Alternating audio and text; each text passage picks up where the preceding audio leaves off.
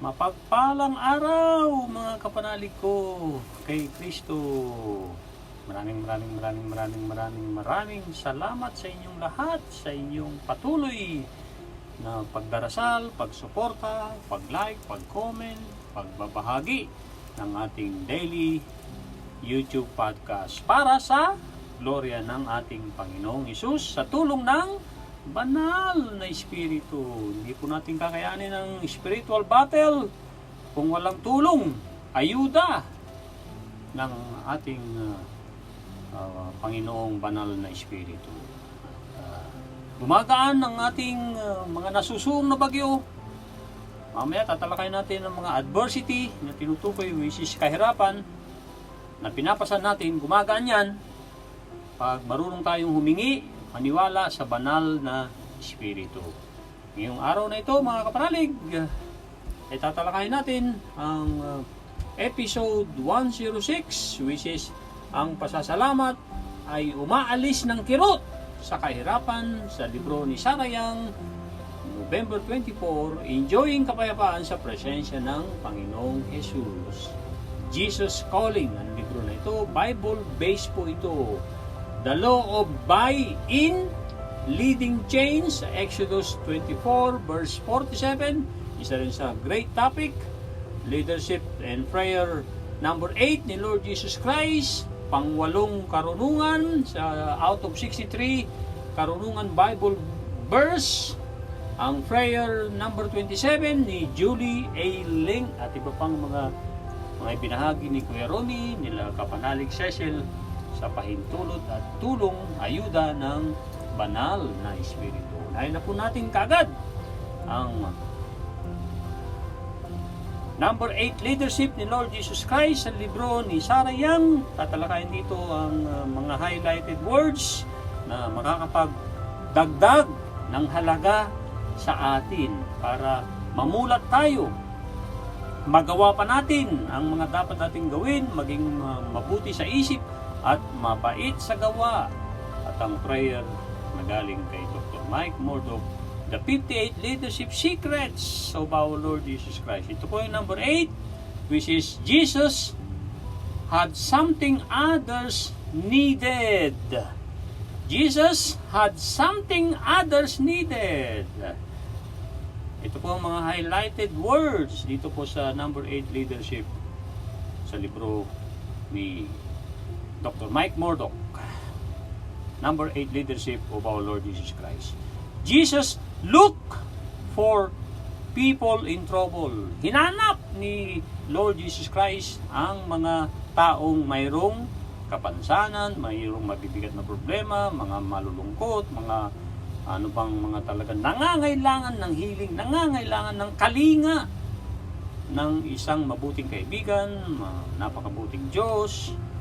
At tinubos pa nga tayo sa ating mga kasalanan sa pamamagitan ng sarili niyang dugo sa krus. So, dapat manood lagi sa atin yan mga kapanalig. Ganyan tayo kamahal ng Panginoon ng mga Panginoon at greatest possession niya tayo.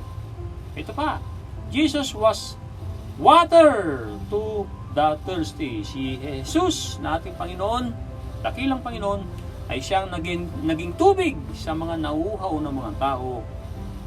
He was bread to the hungry. Siya ay naging tinapay ng mga taong nagutom.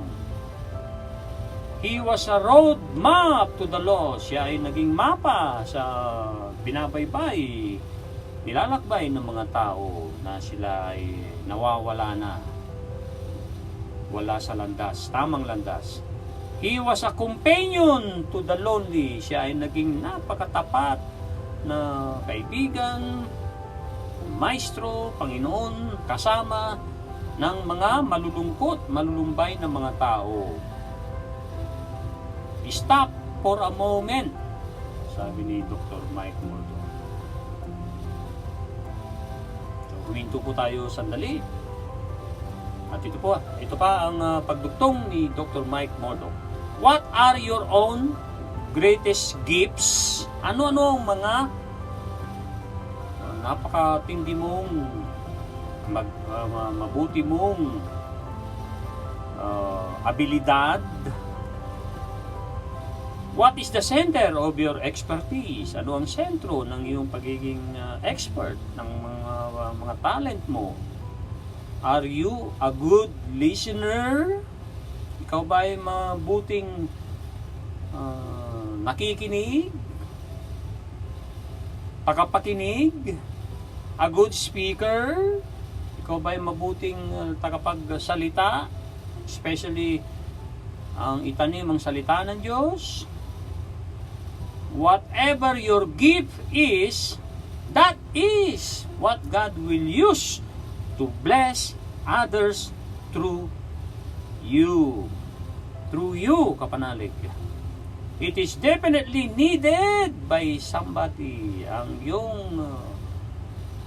regalo ng Panginoon sa iyo o abilidad na binigay sa iyo, talento, ay kailangan yan ng mga tao at talagang makakatulong yan ng todo-todo sa mga tao. So, gamitin mo yan dahil mahal na mahal mo ang Panginoon at i-recognize mo yung mga talento na yan, abilidad na yan ay galing lamang sa Diyos nating si Lord Jesus Christ. Amen?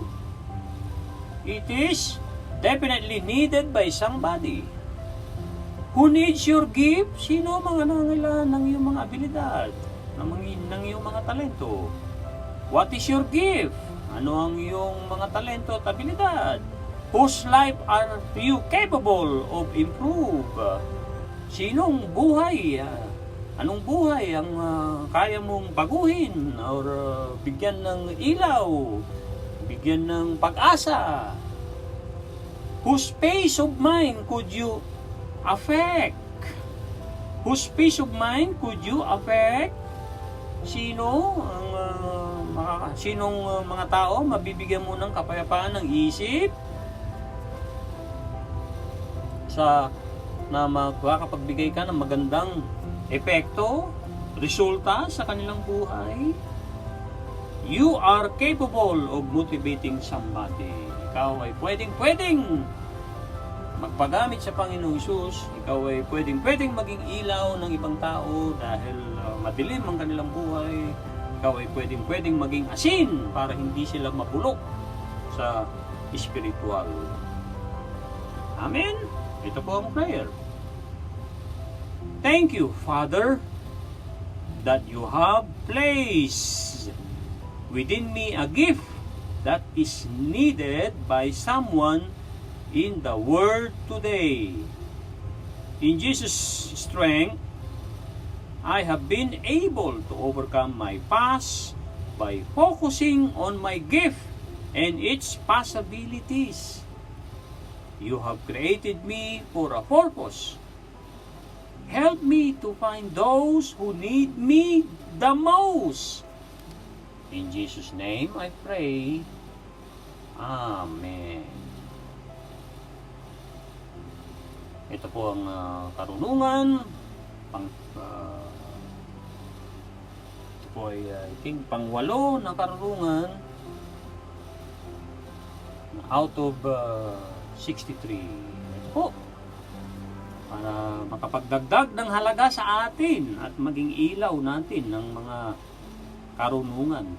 Talagang kailangan natin ng karunungan para sa ating paglalakbay dito sa mundo. Ito po ang una. Kawikaan, 4, versikulo 11. Aking itinuro ka sa daan, ng karunungan. Aking pinatnubayan ka sa landas ng katuwiran. Nasa Kawikaan chapter 3 verse 16 ang sumunod.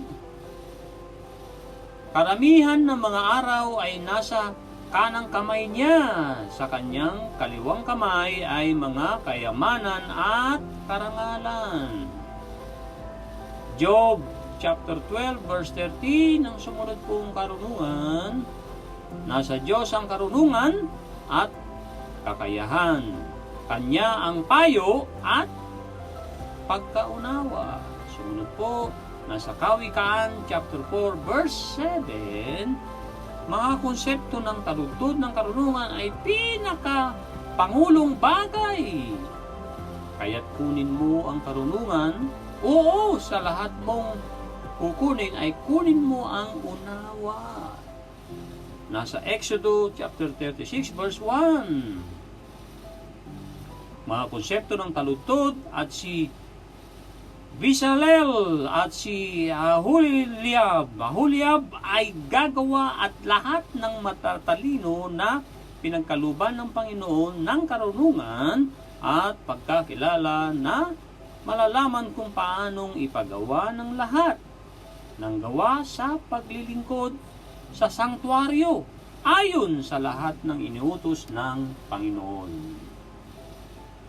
Ito po ang huling dalawa sa Mangaral chapter 1 verse 18. Sapagkat sa maraming karunungan at maraming kapangalawan at siyang nananagana sa kalaman ay nananagana sa kapangalawan. Mapanglaw, mailaw ang ibig ko sabihin ng pagkakaintindi ko po ito. Patuling karunungan for today, November 24, napakagandang Friday, Happy Friday, Fantastic Friday. Ito po, nasa Kawikaan, chapter 4, verse 7. Mga konsepto ng taludtod, karunungan ay pinakapangulong bagay, kaya't kunin mo ang karunungan, oo, sa lahat mong kukunin ay kunin mo ang unawa. Ito po ang prayer number 27 ni Julie A. Link. 100 Psalms, 100 prayer. Tinalakay po natin ito na simulan natin sa Spotify. Kung gusto nyo hanapin ang ating pangalan, Nick Cruz sa Spotify. Prayer number 1 hanggang prayer number 86, and then prayer 87 hanggang prayer 100 dulo ay nasa YouTube po, podcast. Ito po, napakaganda po ng dasal na ito, kaya sinama ko for today sa episode 106 sa tulong ng banal na Espiritu. O Lord, if my walk has to be blameless, I am in big trouble, for I sometimes twist truth to favor my circumstances. I often imply bad things about people to make myself seem innocent, and I have been known to rationalize my way out of commitments whenever they become difficult. But I know, Lord, that your way is better. So today, I turn my heart toward you and pray that my behavior will follow. I long to be free from the man-made laws, mga batas ng tao that can be manipulated to favor the guilty. So, I abandon myself to your laws, mga batas, which are impartial and unchanging. I am tired of trying to justify myself by condemning others, so today I will look into your word to see the truth about my own sin, not anyone else. And I long to be done with the ways of mortals, which rely on foolish arguments, childish name-calling, and spiritual showing in an effort to earn a position closer to you. Ito po ang dulo. I submit myself to your way alone, which rests completely on love. This is the kingdom I long for. This is the kingdom you are preparing me for. This is the kingdom I praise you for. Ulitin natin. Mula dun sa I submit, active participation dramatically affects our success conscience. Ito po ang pag-uulit natin para manuot sa ating isipan. Ba't nilay-nilayan po natin ito? Makakatulong.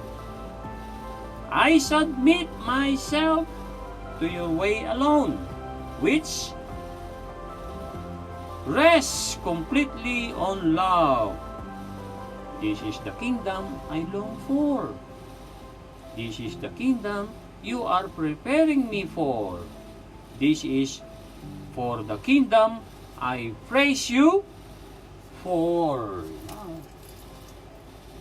Napakaganda po na prayer number 27, Julie A. Link, published by Our Daily Bread.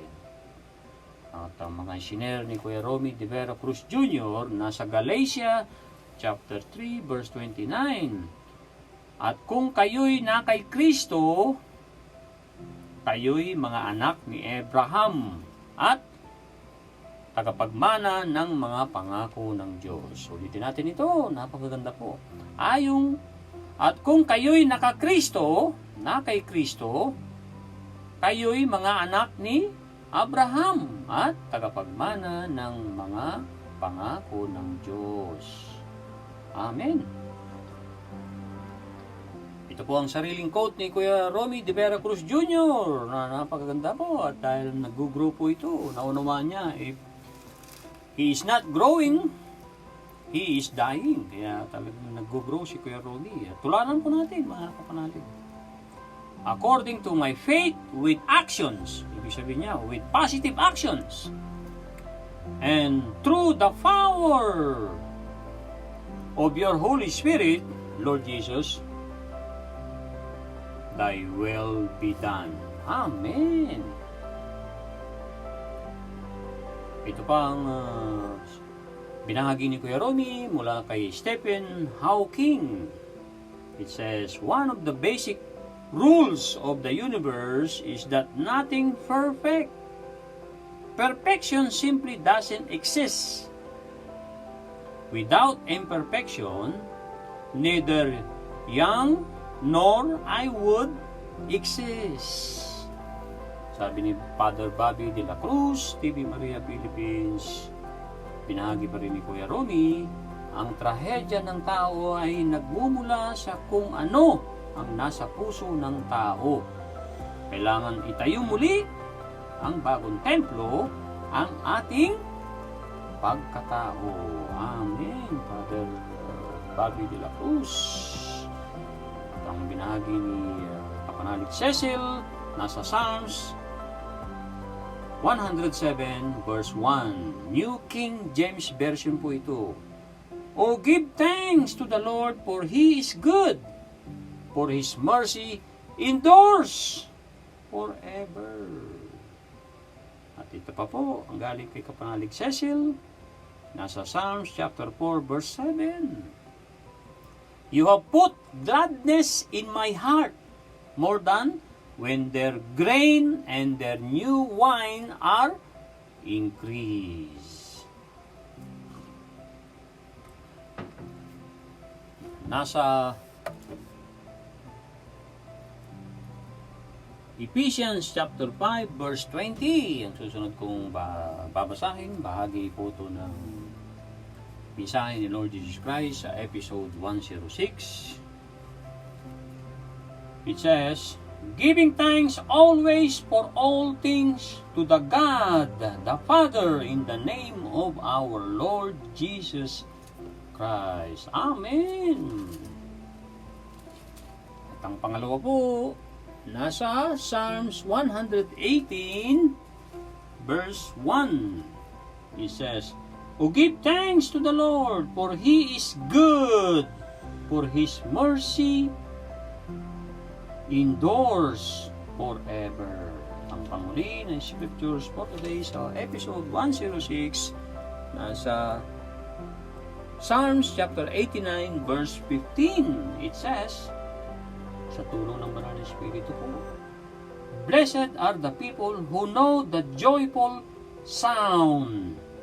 They walk, O Lord, in the light of your countenance. Amen.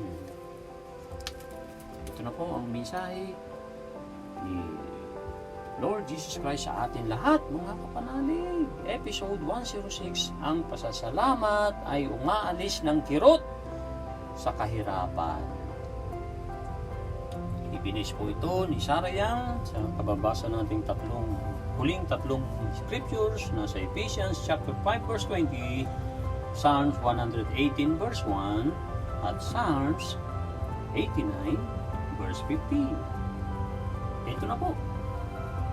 In your notes, mga naputol po, nagkaroon po ng technicalities. May napindot akong hindi sinasadya. So ito po ay part 2. Nagsisimula na po tayong basahin ang mensahe ni Lord Jesus Christ sa episode 106. Part 2 po ito. Thankfulness takes the sting out of adversity.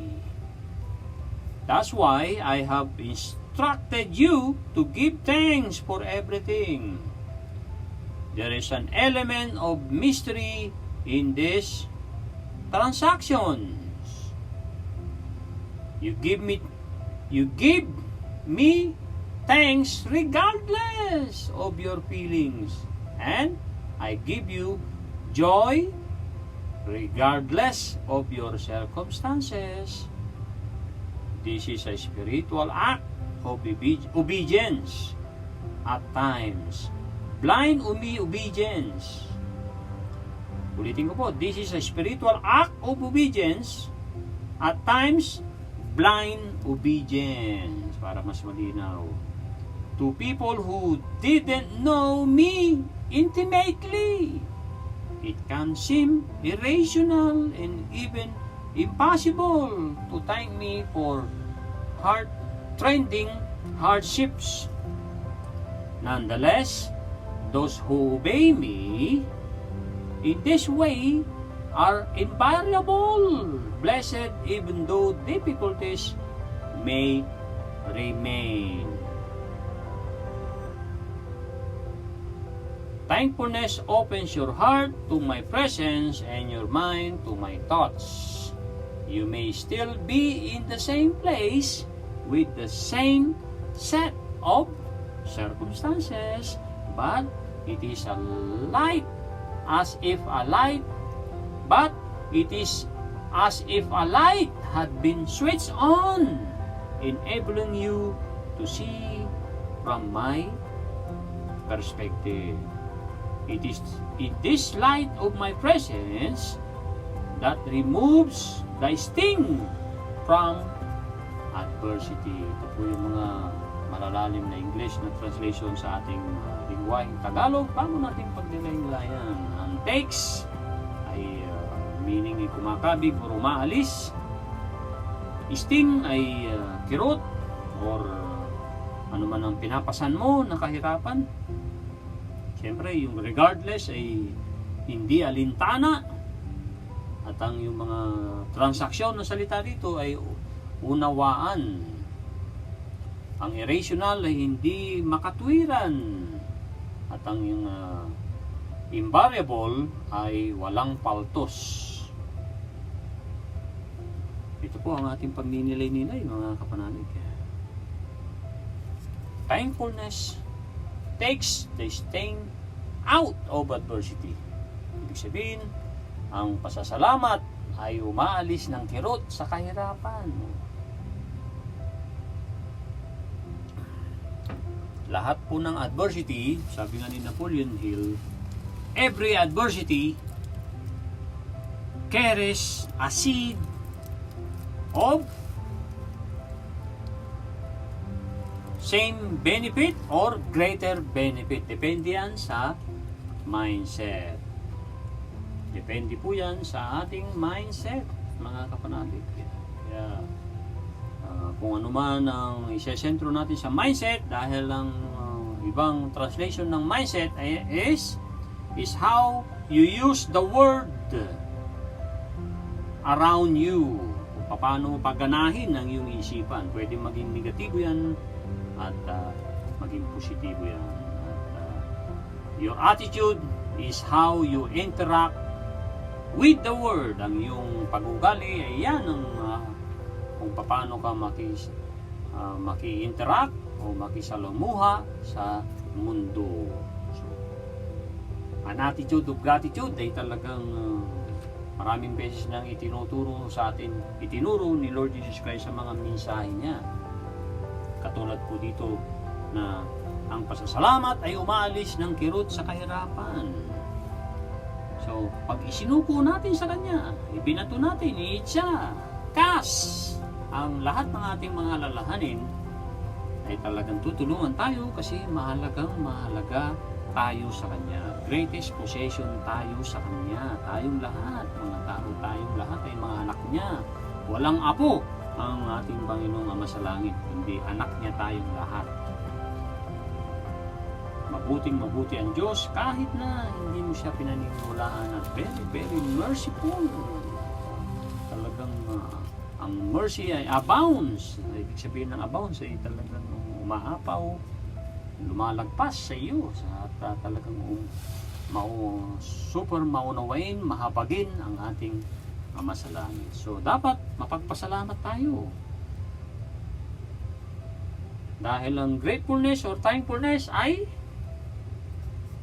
memorya ng ating puso. Sabi ni Father Hans nung na-share natin kahapon. Kaya nga, sabi ni Lord Jesus Christ, inutusan kita na pasalamatan ako sa lahat ng sitwasyon. Pinayunan yan sa Proverbs chapter 3 verse 6. Acknowledge God and He shall direct your paths, mga landas. At merong itong elemento. Ang elemento po or element na sa translation ng Tagalog ay pangunahing sangkap. Hindi ko po nabanggit kanina yan. Ito ay nagkakaroon ng pangunahing sangkap sa mga misteryo ng mga unawaan natin. At sa pagpasalamat mo sa akin, hindi mo alintana ang iyong mga nararamdaman, ay binibigyan kita ng kagalakan na hindi alintana sa mga pangyayari sa buhay mo. Ito ay espiritual na pagkilos bilang masunurin sa akin sa lahat ng oras. At ito ay tataliwas naman doon sa bulag na pagsunod. So, dapat alam natin yan na yung act of obedience, yung aksyon na tayo sumusunod sa Diyos, or tayo ay nasa bulag na paniniwala. Kaya kailangan mayroong discerning tayo, may pagninilay-nilay lagi. Ito bang narinig ko kay Brother Nico sa kanyang podcast? Mensahe mo ba, Lord Jesus? Pwede nating tanungin siya. Pag nilay-nilay, ano talaga ang mensahe mo sa akin dito sa episode na to na tinatalakay namin nila Brother Nico sa episode 106. Pag nagtanong po tayo, ay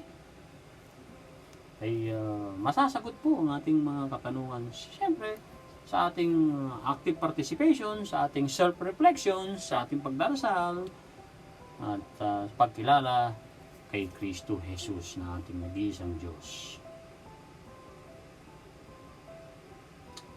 So ito ay elemento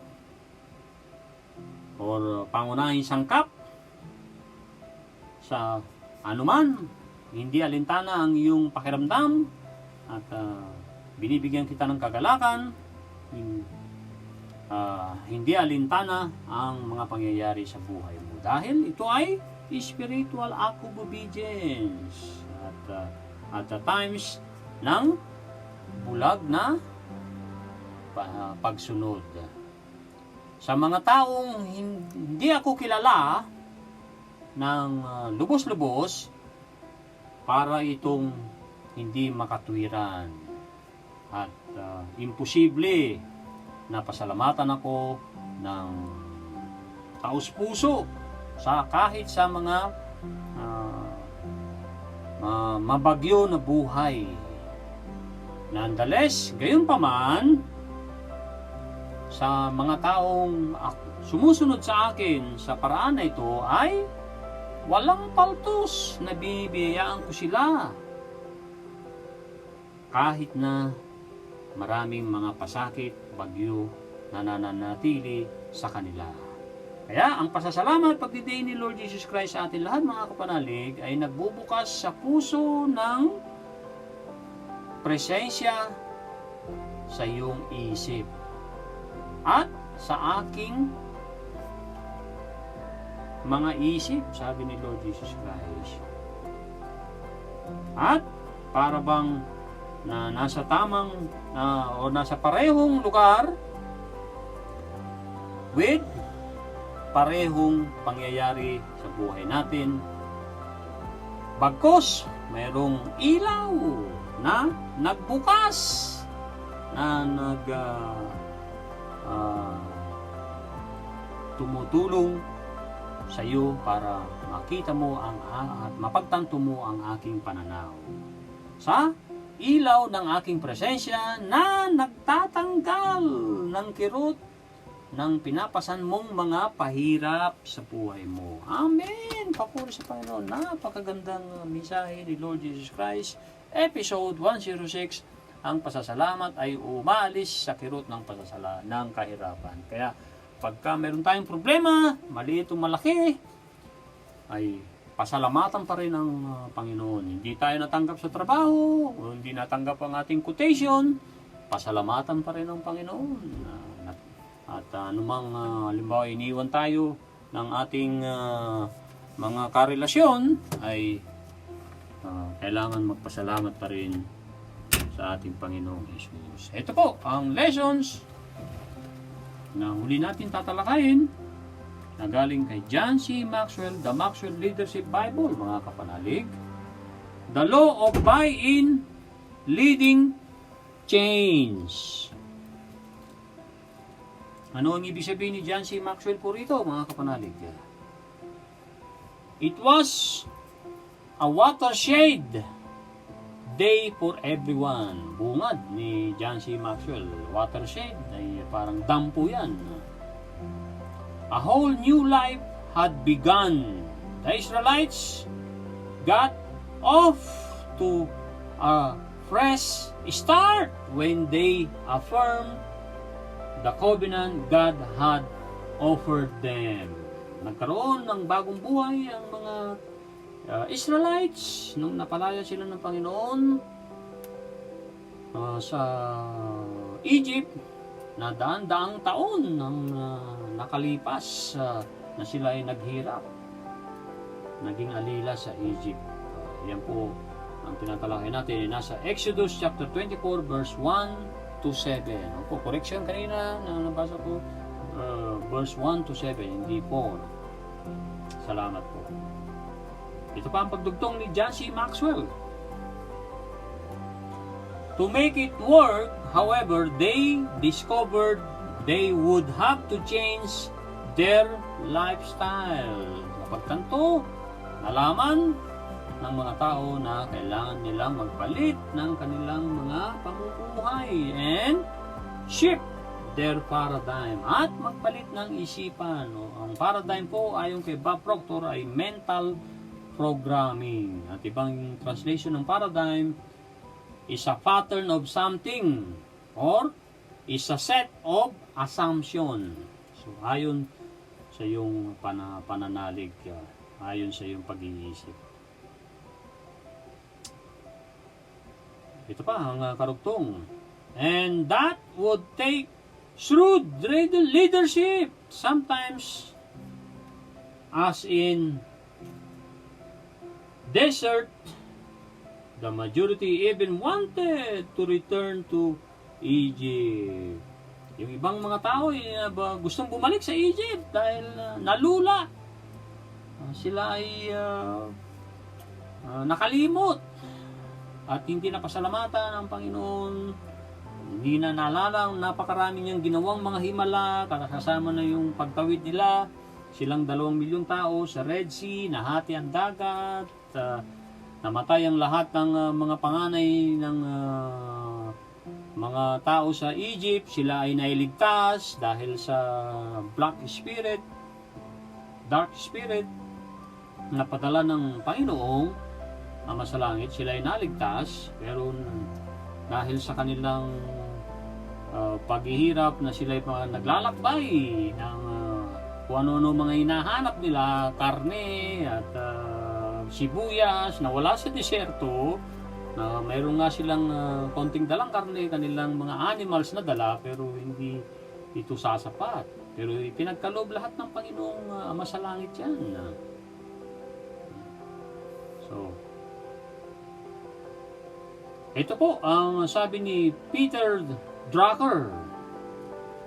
Isa po siyang napakagaling na management guru na laging or madalas na ibinabahagi ni John C. Maxwell ang turo ni Peter Drucker.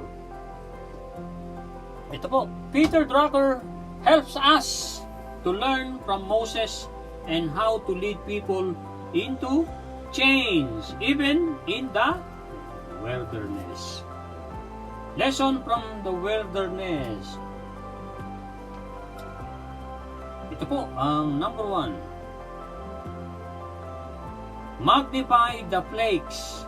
To make Pharaoh release God's people, Moses called down 2 plagues and he didn't stop until the old system gave way.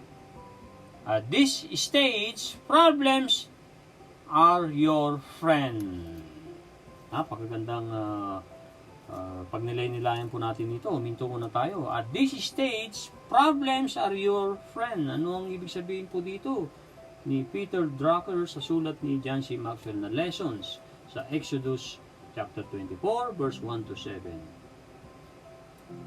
Na ang mga plake ay ginagamit ng ating Panginoon na siya ay talagang kataas-taasan Diyos para palayain ng mga alipin na Israelites sa Egypt.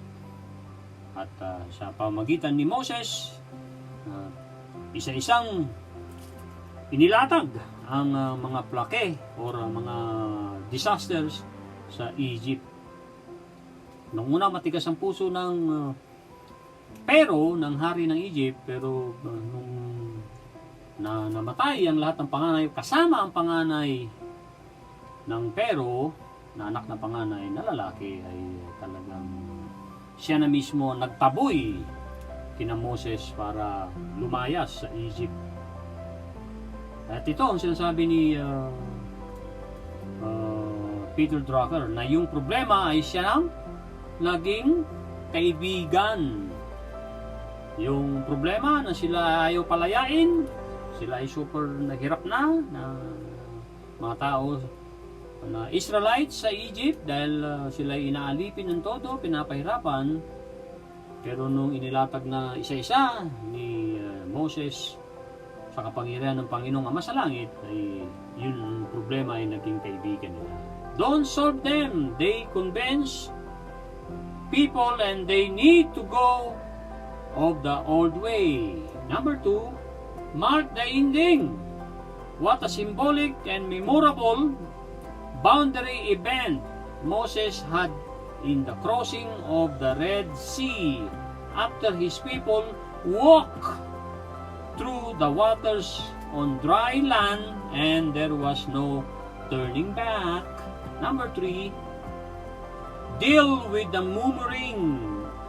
Deal with the murmuring. Don't be surprised when some lose confidence in your leadership somewhere between where they came from and where they are going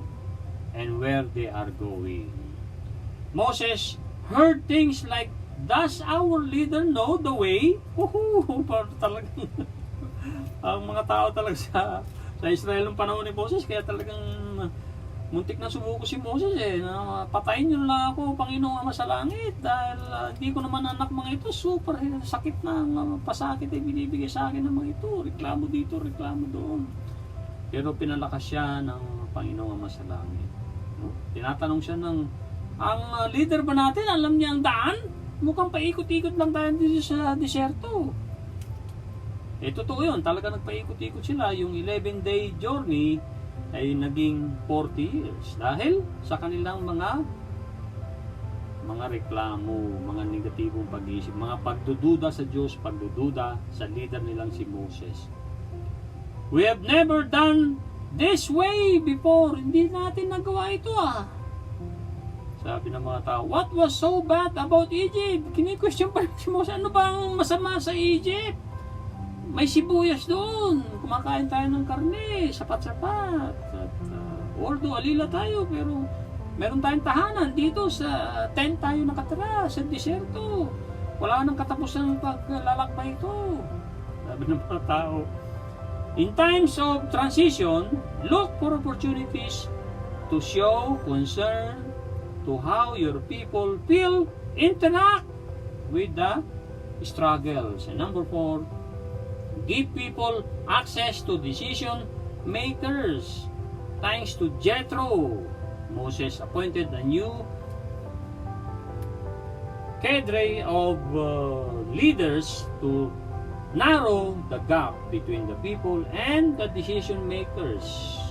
As a result, the people felt more connected. Number 5, capitalize on the creative opportunity of the wilderness. It was the wilderness, not the promised land, that the big innovation took place.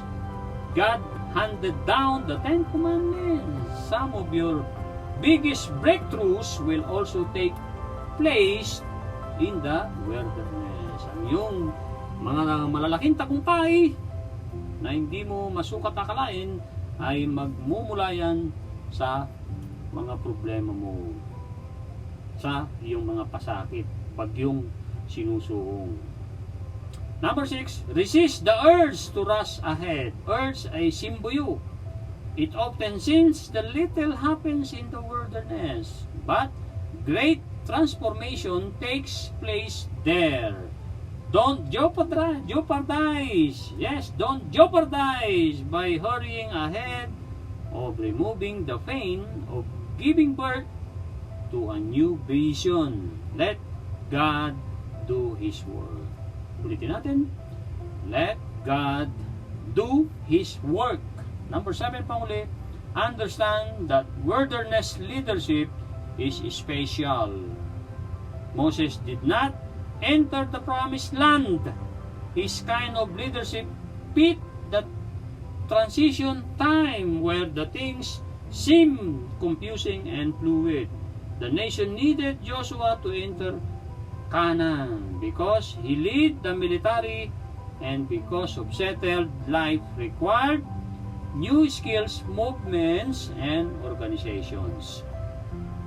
Payo ni Peter Drucker, sa huli, don't always need a new leader, but they do require a new style of leadership once the transition is complete. Ano pong lagi natin tatandaan? God is forever in control. If we strive to thrive for God's greater glory, we can absolutely thrive. Maraming salamat sa inyo. At marami pa akong babanggitin about sa produkto ni Jerry Valdez. Pinag-aaralan ko na at sinubok ko na. Marami pa kayong maririnig about positivity sa tulong ng Banal na Espiritu. Bye-bye now. God bless everyone.